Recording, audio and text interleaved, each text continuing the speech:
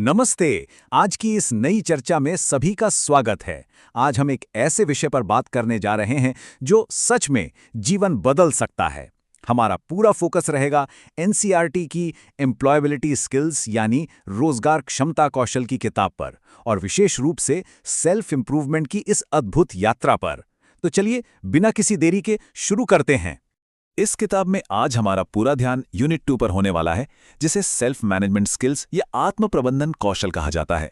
देखिए, यह सिर्फ कोई परीक्षा पास करने के लिए नहीं है, बल्कि यह एक ऐसी लाइफ स्किल है जो हर कदम पर हमारी मदद करती है। आज के इस सेशन का रोड मैप कुछ इस तरह दिखेगा।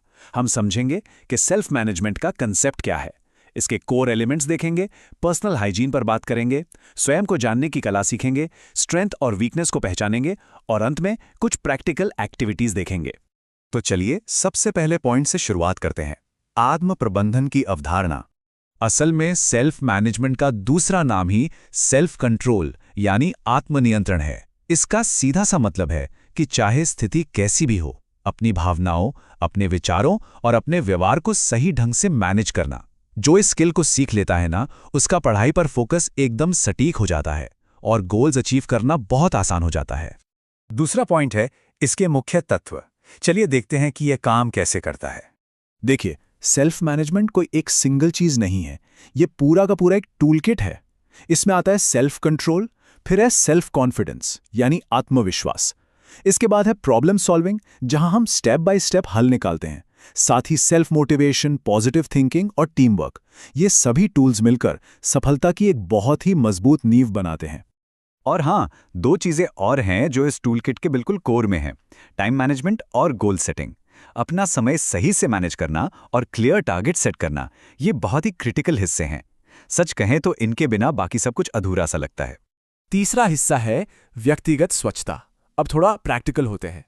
हम अक्सर सोचते हैं कि सेल्फ मैनेजमेंट सिर्फ दिमाग का खेल है, पर नहीं, ये हमारे शरीर से भी जुड़ा है। खुद को साफ और प्रेजेंटेबल रखना, जिसे हम ग्रूमिंग कहते हैं, बहुत जरूरी है।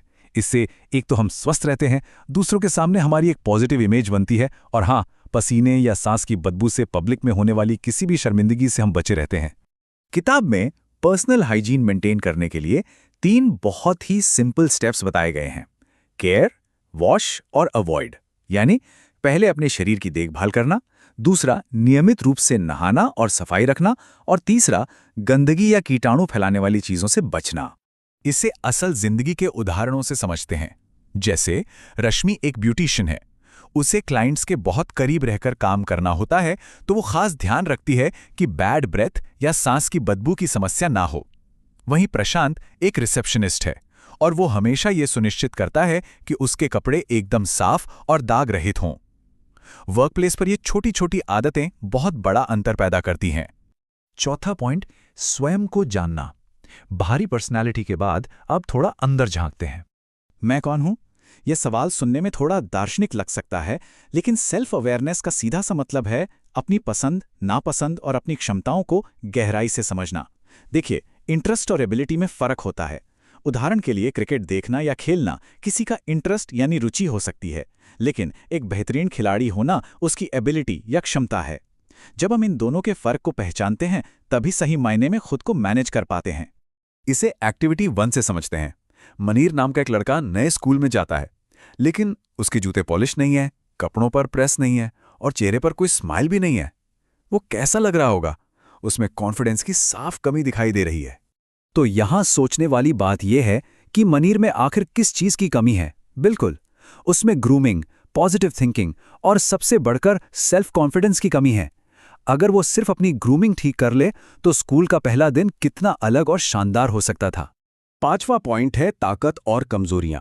ये स्वयं को जानने का ही एक अहम हिस्सा है। खुद को जानने के लिए स्ट्रेंथ्स और वीकनेस के बीच का फर्क समझना बहुत जरूरी है।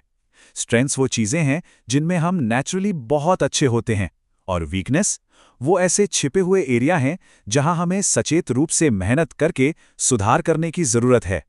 इस पूरी एनालिसिस में मदद करने के लिए किताब में इंटरेस्ट और एबिलिटीज पर आधारित कुछ वर्कशीट्स भी दी गई हैं, जिन्हें जरूर सॉल्व करना चाहिए। अब हम अपने आखिरी पॉइंट पर हैं, अभ्यास और अगला सत्र। ज्ञान हासिल करने के बाद उसकी प्रैक्टिस बहुत ज़रूरी है। जैसे एक्टिविटी 2 में बताया गया है, किसी पड़ोसी को साफ सफाई की अहमियत समझाना या किसी बीमार क्लासमेट को जर्म्स न फैलाने की सलाह देना। पता है, जब हम दूसरों को कोई चीज़ सिखाते हैं तो हमारी अपनी लर्निंग और भी ज़्यादा सॉलिड हो जाती है। तो अब इस विचारोत्तेजक सवाल के साथ इस चर्चा को समेटते हैं। आज जो भी सेल्फ मैनेजमेंट की टेक्निक्स हमने डिस्कस की हैं, चाहे वो टाइम मैनेजमेंट हो या पर्सनल हाइजीन, उन्हें कल सुबह से अपनी दिनचर्या में कैसे शामिल किया जा सकता है, इस पर थोड़ा विचार जरूर कीजिएगा। आज के लिए बस इतना ही। सेल्फ मैनेजमेंट की इस मजबूत नींव के बाद अब हमारा अगला सेशन होगा सत्र 3 आत्मविश्वास, यानी सेशन 3 सेल्फ कॉन्फिडेंस के बारे में। तब तक के लिए प्रैक्टिस करते रहिए और नया सीखते रहिए।